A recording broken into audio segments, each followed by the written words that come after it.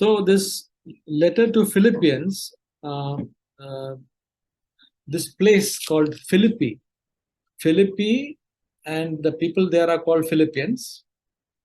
जो ये पत्र है ये फिलिपियों को लिखा गया और जो लोग वहाँ रहते हैं वो फिलिपी कहलाते हैं. So where is Philippi? In which part of the world is Philippi? और फिलिपी किस इस संसार में कहाँ स्थित है? So please unmute and answer it. Don't worry about whether Greece. Okay. So Ramesh is saying Greece. Okay. Next time it'll be somebody else who will be answering, right? Okay. तो brother Ramesh ने Greece या यूनान देश बताया और लेकिन जो अगला प्रश्न है उसका उत्तर अभी और कोई देगा. Okay. So Philippi was in Greece, and the Apostle Paul was an apostle to the Gentiles. So he used to go around in various places outside Israel. और जो प्रेरित पौलुस हैं वो गैर यहूदियों को सुसमाचार बताते थे और सुसमाचार के प्रचार के लिए वो जो है इज़राइल से बाहर वो जाकर प्रचार करते थे. Peter and all the other apostles used to preach mostly in Israel. और पतरस और जो अन्य प्रेरित थे वो सब जो इज़राइल में ही रहकर वो प्रचार करते थे. So Paul went to Philippi in his second missionary journey. और प्रेरित पौलुस जो है वो फिलिपी गए अपनी मिशनरी दूसरे यात्रा में. So we read about in Acts there are 3 missionary journeys that he has gone for. हम प्रेरितों के पुस्तक में पढ़ते हैं कि उन्होंने ऐसी 3 यात्राएं मिशनरी यात्राएं की. And the beautiful thing is that it is all described in Acts. और इन सब को एक बहुत ही स्पष्ट रूप से बताया गया है प्रेरितों के पुस्तक में. It is just like we are going from Bombay to New Delhi. जिस प्रकार अगर हम मुंबई से दिल्ली जाते हैं, then on the way we are touching Bhopal and some cities which is in the same area as on the route of Delhi. और रास्ते में हम भोपाल या और किसी जगह जो रास्ते में पड़ता है वहां हम रुकते हैं. It is not that we are from Bombay, going from Bombay and then we go to Bangalore and then go to Delhi. It's not that way. ऐसा नहीं कि हम मुंबई से बैंगलोर जाएंगे फिर बैंगलोर से दिल्ली जाएंगे, ऐसा नहीं. So he took his route in that same manner. He was visiting city after city on the same route. वो एक शहर से दूसरे शहर जा रहे थे जो भी रास्ते में पड़ता था उन्हीं शहरों में. So what I'm saying is that is the interesting part that we are seeing in the Bible. ये जो है दिलचस्प बात हम देख सकते हैं बाइबल में. So those who study the Bible will be able to appreciate that so much. जो भी अध्ययन करते हैं बाइबल का वो इस बात को बहुत ही दिलचस्प पाएंगे. So the way he went to the place Philippi was he reached a place called Troas. Philippi जाने से पहले वो ट्रोआस पहुंचे.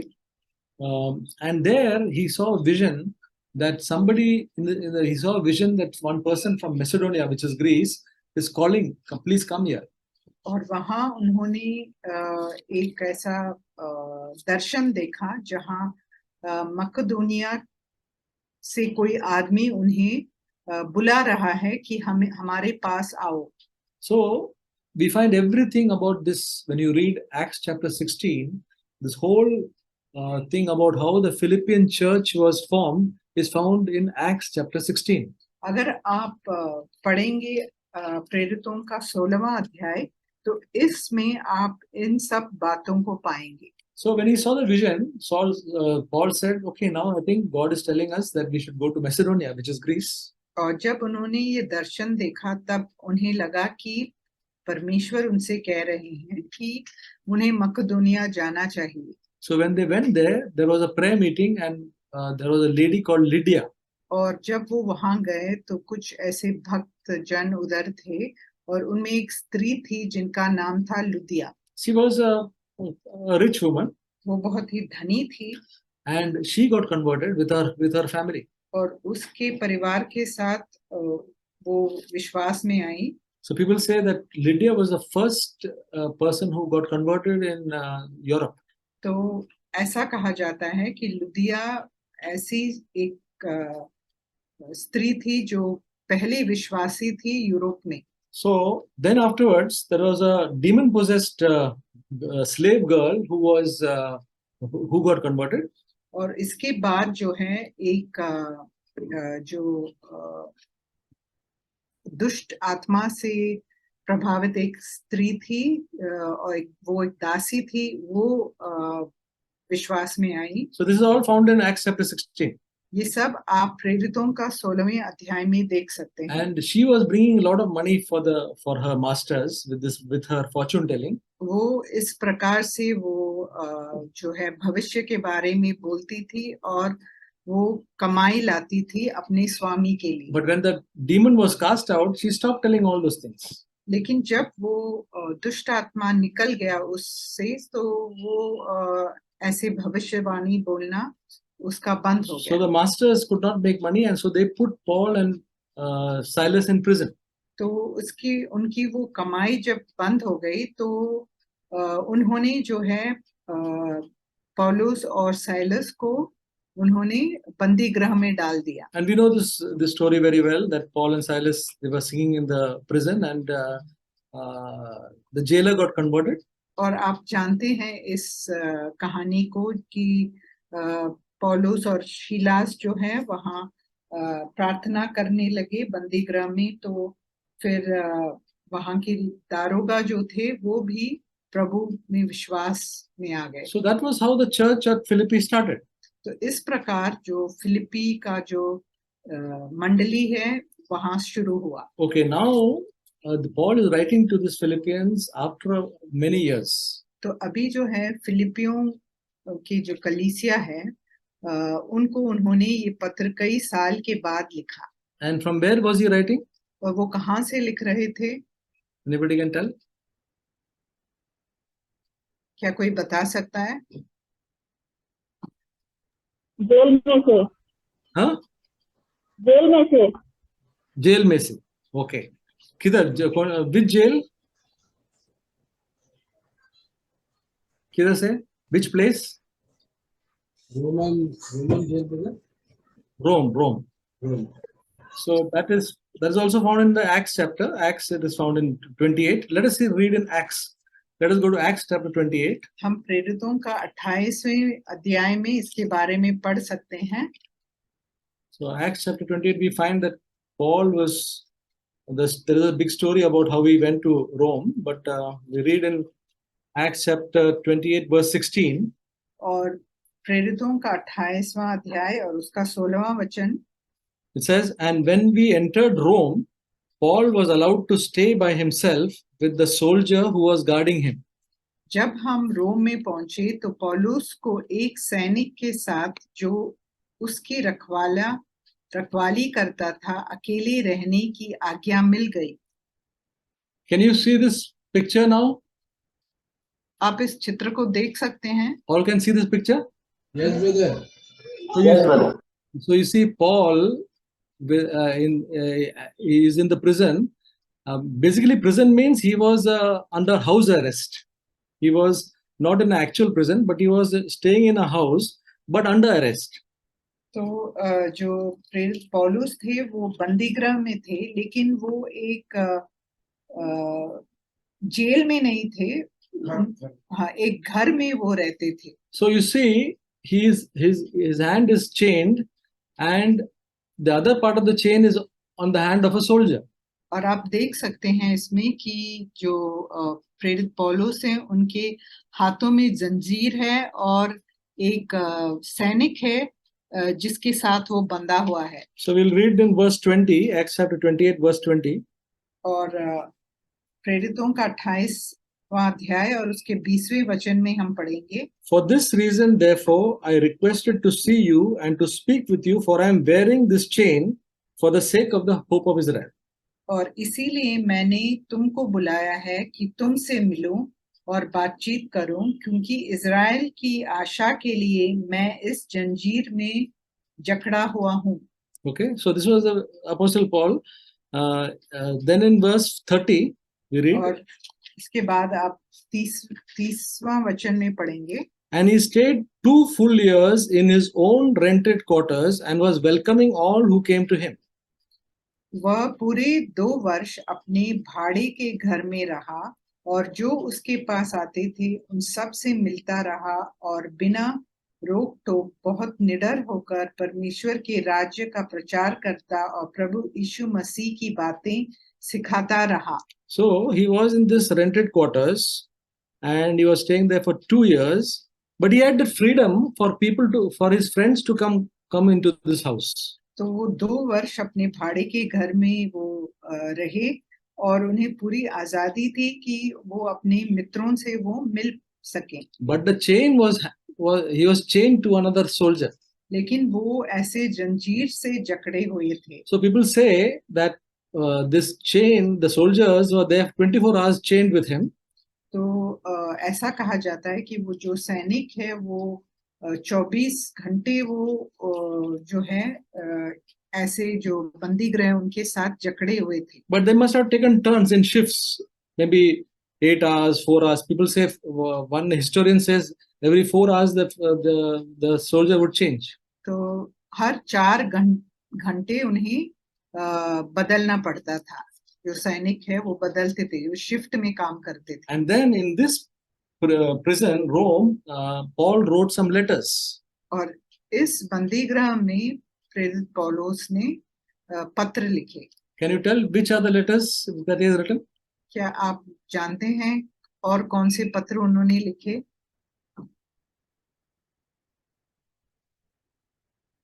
Anybody?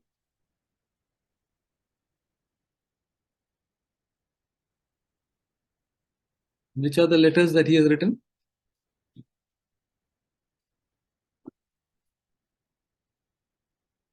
Okay, he wrote Ephesians, Philippians, Colossians, and Philemon. 4 letters. तो उन्होंने 4 पत्र लिखे, इफिसियों का पत्र, फिलिपियों का पत्र, कुलुसियों का पत्र और फिलेमोन का पत्र। So these letters were written in prison. और ये जो पत्र हैं ये बंदी गृह में लिखे गए। So this wonderful letter of Philippians was written in a prison.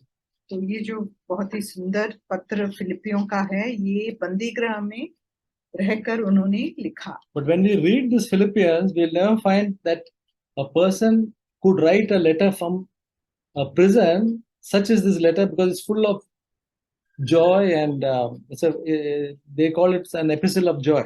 तो इसे एक आनंद का पत्र का शीर्षक दिया गया है। हम देख सकते हैं कि प्रेरित पौलुस बंदीगृह में थे, लेकिन ऐसा कुछ दिखाई नहीं देता कि वो बंदीगृह में है। पूरे आनंद से और प्रेम से उन्होंने ये पत्र लिखा है। So let us go now to verse 3, 4 and 5. और हम तीसरे और चौथे और 5वें वचन को पढ़ेंगे। So Philippians 1, 3, 4 and 5. I thank my God in all my remembrance of you, always offering prayer with joy in my every prayer for you all, in view of your participation in the gospel from the first day until now.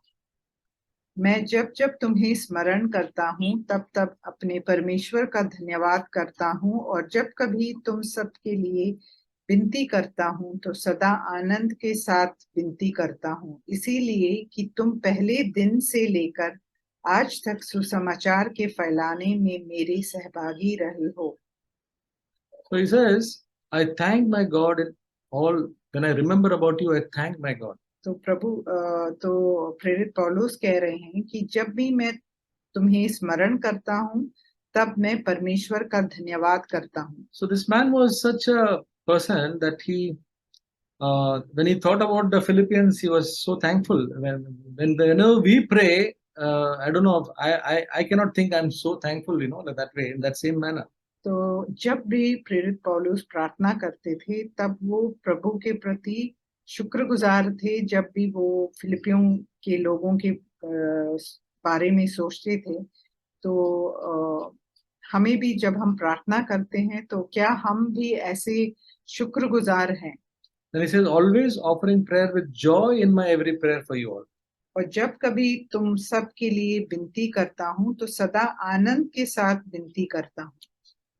And then he says, in view of your participation in the gospel, that means because of, he is thinking about their involvement in his work and ministry.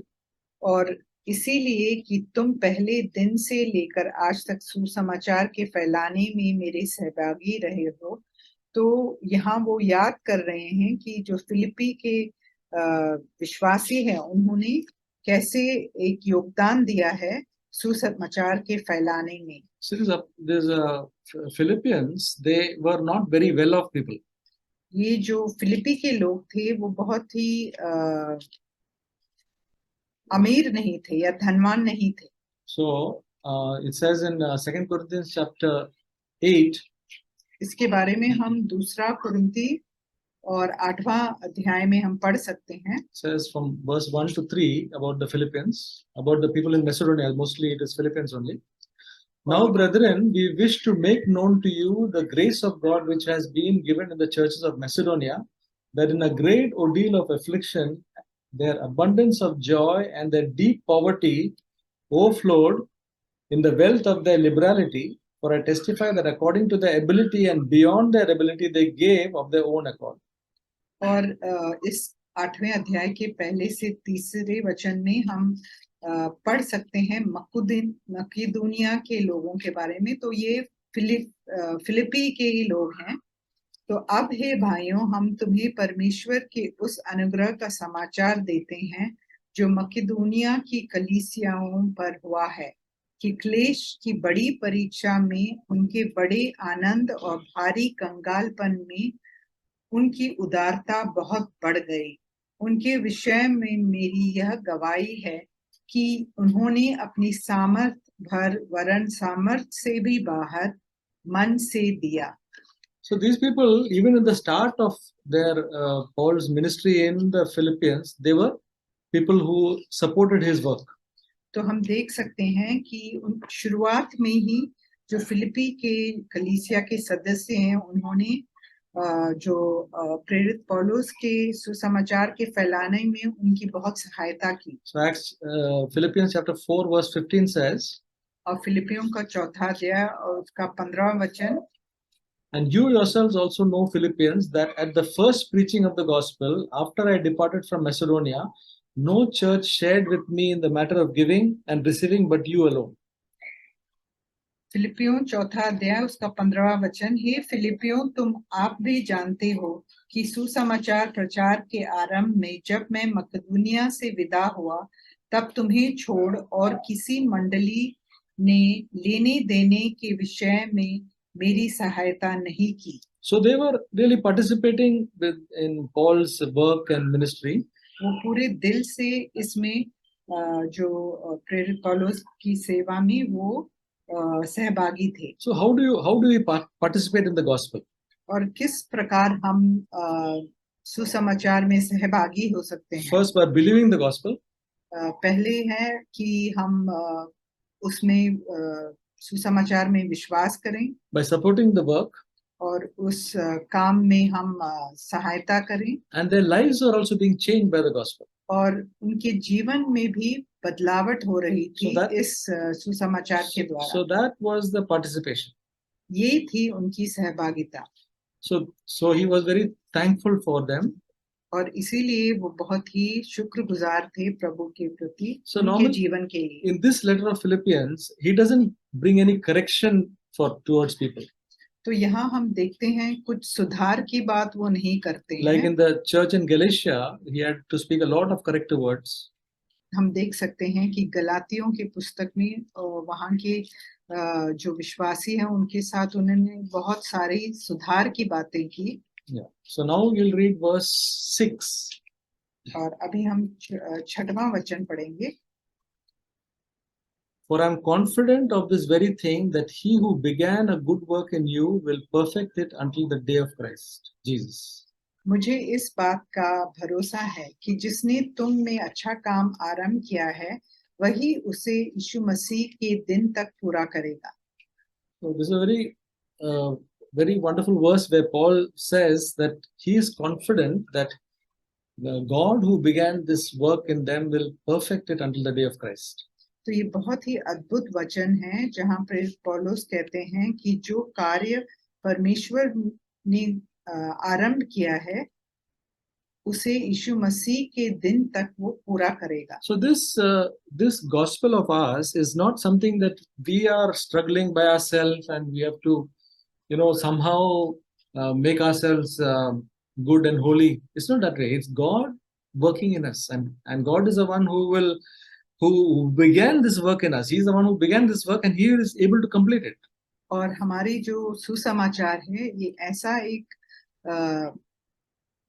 समाचार है जहां हम देख सकते हैं कि हम अपने ही प्रयत्न से, अपने ही कार्यों से हम इसे पूरा नहीं कर पाएंगे, लेकिन परमेश्वर हमारे साथ कार्य करेगा और परमेश्वर ने ही इसे शुरू किया है और जिसे वो खत्म भी करेंगे। So He preached the gospel to them and they were saved, but now He's relying on he's having a confidence that God will work in them and perfect them until the day of Jesus Christ. और प्रेरित पौलुस ने वहां ये कार्य शुरू किया और उन्हें पूरी भरोसा थी कि जो प्रभु ने ये कार्य शुरू किया है उन लोगों में ये कार्य पूरा भी वो करेंगे।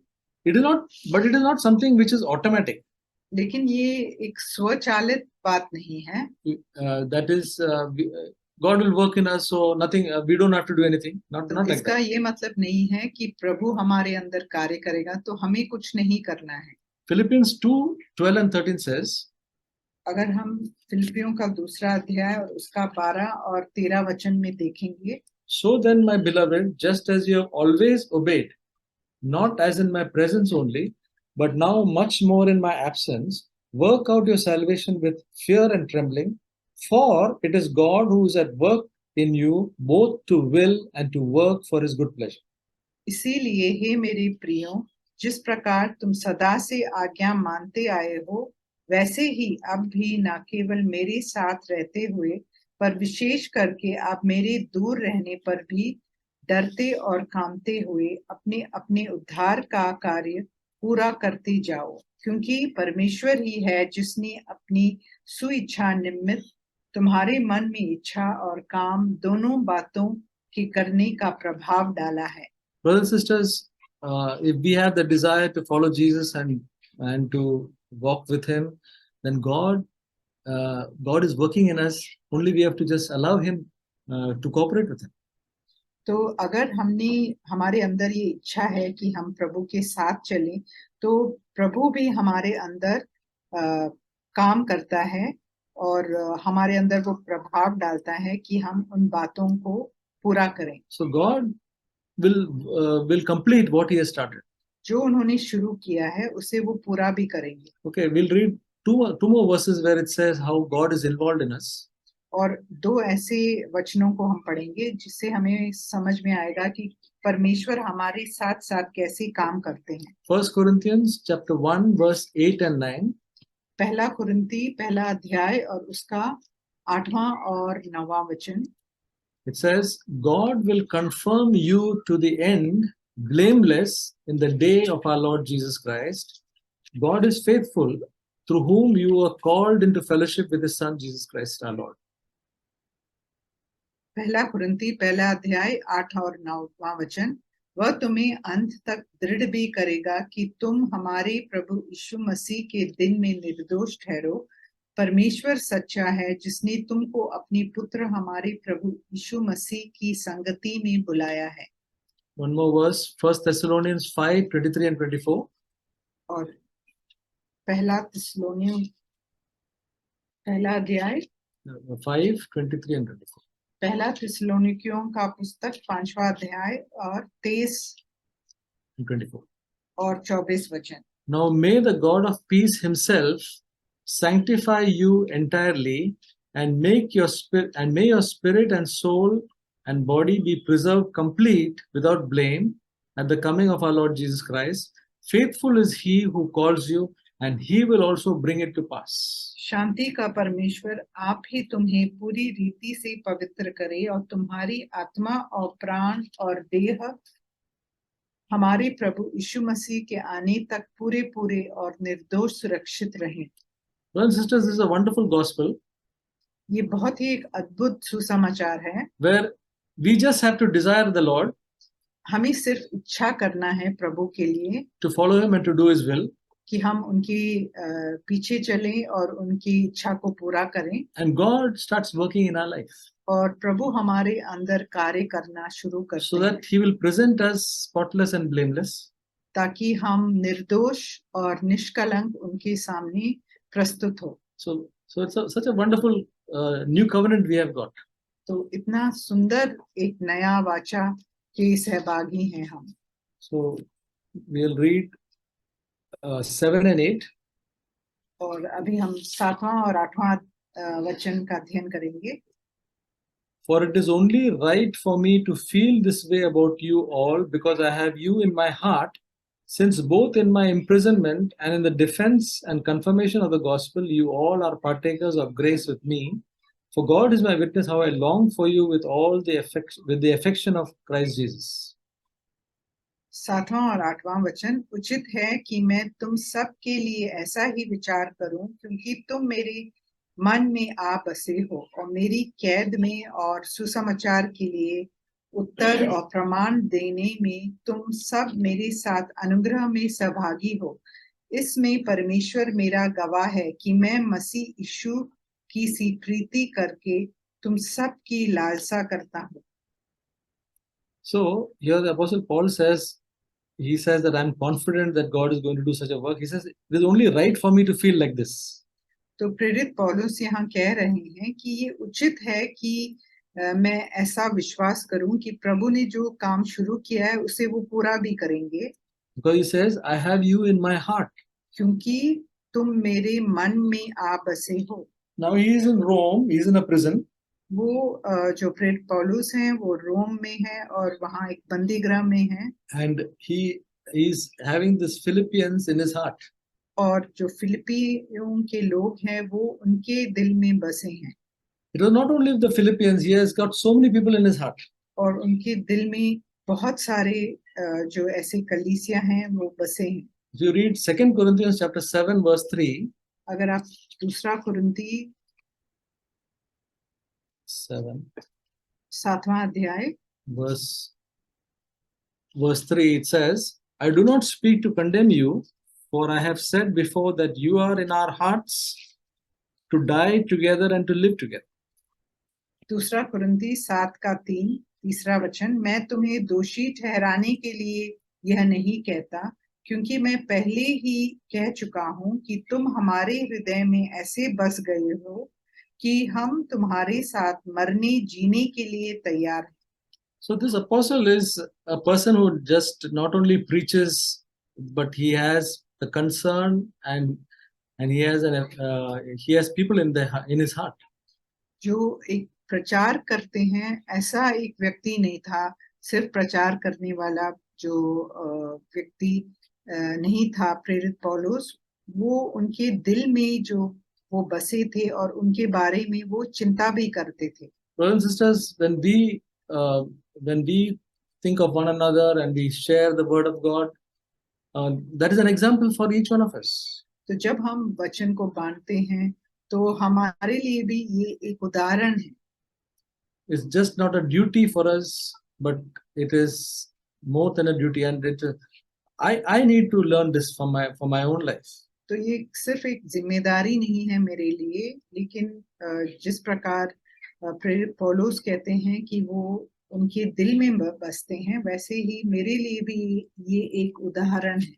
And then he says in verse 8, for God is my witness that I long for you with the affection of Christ. और फिर 8वें वचन में कहते हैं, इसमें परमेश्वर मेरा गवाह है कि मैं मसीह यीशु की सी प्रीति करके तुम सब की लालसा करता हूँ। So he says that longing or that closeness which I have for you is not just from me alone, but Christ in me has got that longing for you. तो प्रेरित पौलुस यहाँ कह रहे हैं कि जो मेरे अंदर ये लालसा है तुम्हारे लिए, वो सिर्फ मेरा ही नहीं है, लेकिन यीशु मसीह की सी प्रीति है, जो यीशु मसीह मुझ में तुम्हारे तरफ वो प्रीति ला रहा है, मेरे दिल में So we can see, उत्पन्न कर रहा है। so we can see the quality of this apostle. तो हम इस प्रेरित के हम खूबी देख सकते हैं। We don't see people like that. तो इस प्रकार के लोग आज हमें देखने को नहीं मिलते हैं। But we have got an example to follow like him. तो हमें ये एक उदाहरण के रूप में है कि हम इनके पीछे चलें। That we don't just perform some duty and this thing, but we need to. It is something from the that we have to have people in their hearts and we have to love them with the affection of Christ. तो ऐसे ही हमें भी सिर्फ प्रचार ही नहीं करना चाहिए, लेकिन हमें लोगों को अपने दिल में बसाकर हमें इस प्रकार से उन्हें सुसमाचार बताना चाहिए। Verse 9, 10 and 11 और 9वां, 10वां और 11वां वचन says, and this I pray, that your love may abound still more and more in real knowledge and all discernment, so that you may approve the things that are excellent, in order to be sincere and blameless until the day of Christ, having been filled with the fruit of righteousness which comes through Jesus Christ to the glory and praise of God. मैं यह प्रार्थना करता हूँ कि तुम्हारा प्रेम, ज्ञान और सब प्रकार के विवेक सहित और भी बढ़ता जाए, यहाँ तक कि तुम उत्तम से उत्तम बातों को प्रिय जानो और मसीह के दिन तक सच्चे बने रहो और ठोकर ना खाओ, और उस धार्मिकता के फल से जो यीशु मसीह के द्वारा होते हैं भरपूर होते जाओ, जिससे परमेश्वर की महिमा और स्तुति होती रहे। So here he says, it is his prayer that he says that your love may grow more and more. तो यहाँ प्रेरित पौलुस कहते हैं, प्रार्थना करते हैं और कहते हैं कि तुम्हारा प्रेम और भी बढ़े। That means love towards God, love towards one another, and love towards all men. तो इसका ये मतलब कि जो प्रेम परमेश्वर के प्रति, एक दूसरे के प्रति और सब लोगों के प्रति। This is something which we can pray and wish for each one of us, that love, growing in love, is the best thing that we can pray and wish for others. और ये बात ऐसी बात है जो हम सब के लिए प्रार्थना कर सकते हैं कि इस प्रकार हम प्रेम में बढ़े। Because love is the nature of God. क्योंकि परमेश्वर का चरित्र ही प्रेम है। And if we lack love, we lack everything. अगर हमारे अंदर प्रेम की घटी है तो हम सब चीज में हम में घटी So है। he says that I pray that you abound in love. तो चाहते हैं कि इस प्रेम में वो बढ़ते जाएं। And then he says with real knowledge. और जो प्रेम जो है ज्ञान के साथ। Knowledge is the knowledge of God. और ज्ञान है वो परमेश्वर का ज्ञान। See, sometimes people have affection for others, but they don't have any. They're not growing in knowledge. हम देख सकते हैं कुछ ऐसे भी लोग हैं जो प्रीति में वो बढ़ते हैं, लेकिन परमेश्वर के ज्ञान में वो आगे नहीं बढ़ रहे हैं। And there are people who are growing in having a lot of knowledge but less in affection. और ऐसा भी हो सकता है, उसका विपरीत हम देख सकते हैं कि वो ज्ञान में बढ़ते हैं लेकिन प्रेम में कोई बढ़ोतरी नहीं है। But here he's saying about love and knowledge to grow together. तो यहाँ वो बता रहे हैं कि प्रेम के साथ साथ ज्ञान की भी बढ़ोतरी हो। And the more we know God, then and we know God and about Christ, the more we will be able to love people. और जैसे हम परमेश्वर को और यीशु मसीह को और जानेंगे तो हम प्रेम में भी आगे बढ़ेंगे। Then it says also discernment. और उसके साथ साथ वो कहते हैं कि सब प्रकार के विवेक सहित। Discernment means a judgment, a spiritual judgment. तो इसका ये मतलब है कि एक आत्मिक न्याय हम कर सकें। And verse 10 says, so that you may approve the things that are excellent.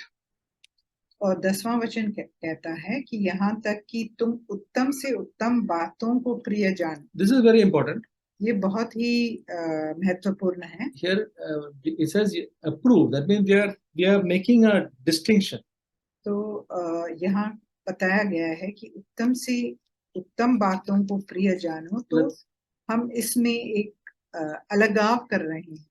Let's read Romans chapter 2 verse 18. Romeo 2 अध्याय और उसका 18 वचन हम पढ़ेंगे। It says, and know his will and approve the things which are essential, being instructed out of the law. और उसकी इच्छा जानता और व्यवस्था की शिक्षा पाकर उत्तम उत्तम बातों को प्रिय जानता है। So we have to distinguish between, there are different things. There are some things which are not harmful.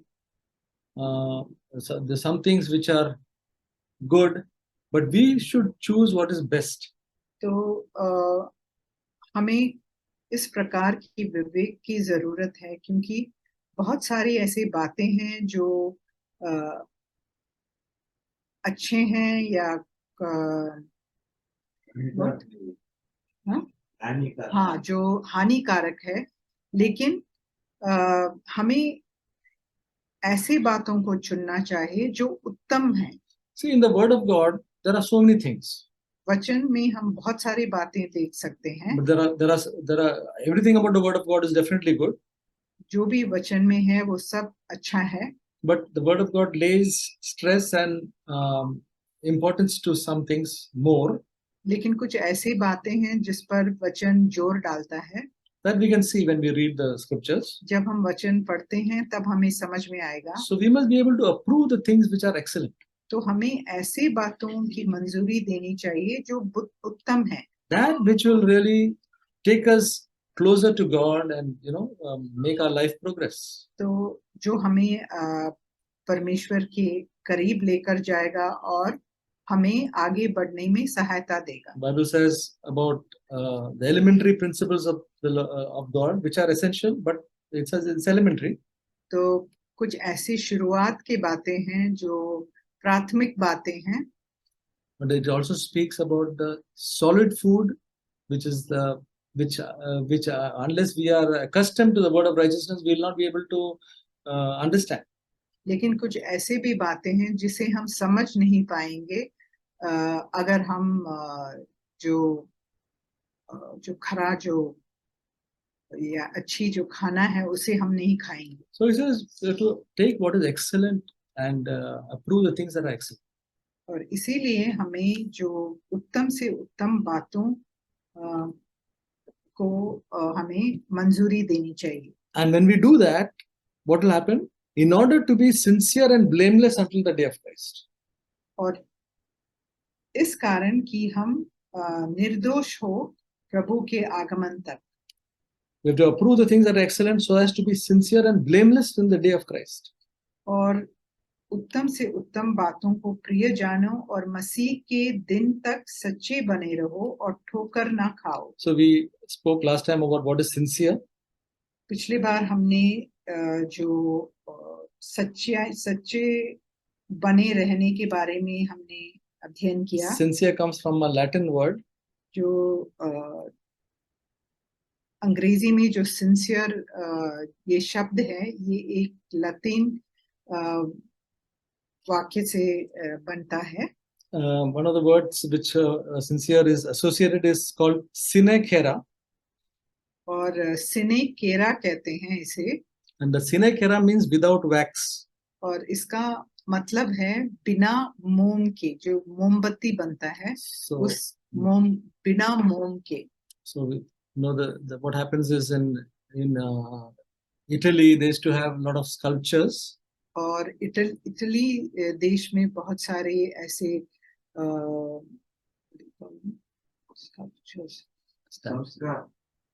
वो मूर्ति बनाने वाले लोग थे। And so when they would make that sculpture, maybe some mistake would have happened, like say a ear would be chipped off or a nose would be chipped off. तो जब वो उसे बनाते थे तो शायद वो नाक टूट जाए या कान टूट जाता था, then what these people would do, they would take wax and put the same color and they would shape it in the way and present it. और ये लोग ये करते थे कि वो उस मोम से उस नाक को ठीक करते थे या कान को ठीक करते थे. So then the buyer would buy it, and later on, when there was a heat in the atmosphere or something, that would melt. और जो उसे खरीद कर अपने घर ले जाता था, जब गर्मी हो जाती थी तो वो मोम जो था वो पिघल जाता They था would be disappointed because they have been cheated. और वो निराश हो जाते. So the good sculptors, what they would do, they would make the sculpture and they would write sine cera. और जो अच्छे मूर्तिकार थे वो इस मूर्ति को बनाते थे और वहां लिखते थे कि Sine cera, सिने केरा. which means without wax. तो इसका ये मतलब था कि इसमें मोम शामिल नहीं है. That is genuine and guaranteed. तो इसका ये मतलब है कि ये खरा है या सच्चा है और इसमें कोई मिलावट So, नहीं है. brothers and sisters, our life as a Christian is supposed to be a sincere life before God. तो इसी प्रकार हमारा भी जीवन बिना कोई मिलावट या बिना कोई दिखावट के साथ होना चाहिए. What we are inside, we have to be outside. That is a sincerity. हमारे अंदरूनी जीवन और बाहरी जीवन में कोई फर्क नहीं होना चाहिए. And it says blameless, that is without offense, और बिना दोष के, not injuring others' property, feelings, reputation. तो दूसरों की जो सामान या दूसरों के नाम को हम चोट ना पहुंचाए. Verse 11 says that we'll be having been filled with the fruit of righteousness. That means fruit of righteousness is that which the heart produces, heart of righteousness produces. और उस धार्मिकता के फल से जो यीशु मसीह के द्वारा होते हैं, तो ये जो धार्मिकता का फल ऐसे हृदय से उत्पन्न होगा जो धार्मिक है. So if we are righteous before God, that is by our faith in Christ, we are declared righteous. अगर हम प्रभु यीशु में विश्वास करने के कारण धार्मिक ठहराए गए हैं, We have the righteousness of God, तो हमारे पास परमेश्वर की धार्मिकता है. and that helps us to have the practical righteousness. और वो एक प्रायोगिक रूप में भी हमारे अंदर धार्मिकता को उत्पन्न करती है. And then we begin to have the fruit of the Spirit. और इसके कारण हमारे अंदर जो है आत्मा के फल उत्पन्न होते हैं. So that is our verse 11 now. We will proceed next time. और हमने 11वें वचन तक अध्ययन किया है और आगे हम अगले हफ्ते करेंगे.